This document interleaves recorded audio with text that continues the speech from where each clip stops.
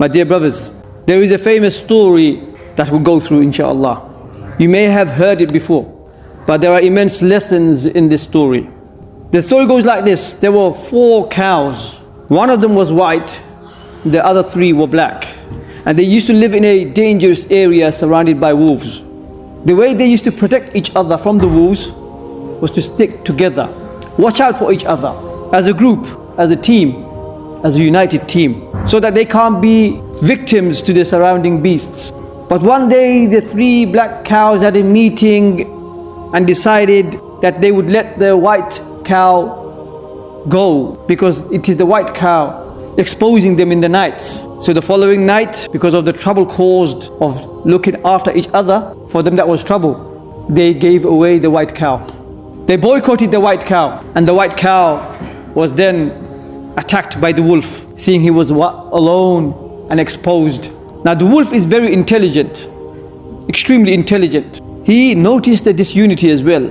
So the white cow was not only exposed, the intelligent wolf realized there is disunity amongst the team of the cows.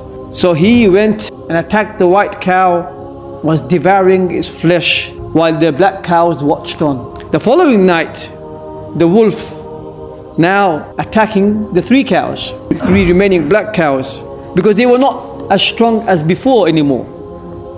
And like I said, the wolf was intelligent and he recognized that. Because they let go and let down their brother, the white cow, they have exposed their own weakness.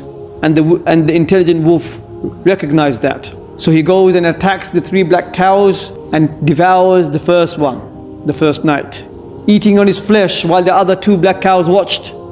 The following night it becomes easier for the wolf until the 3rd one, the last remaining one, when he was by himself, running around frantically, knowing it will be attacked by the wolf. He's by himself now. The wolf was so confident he will be able to catch that cow because the cow will get tired.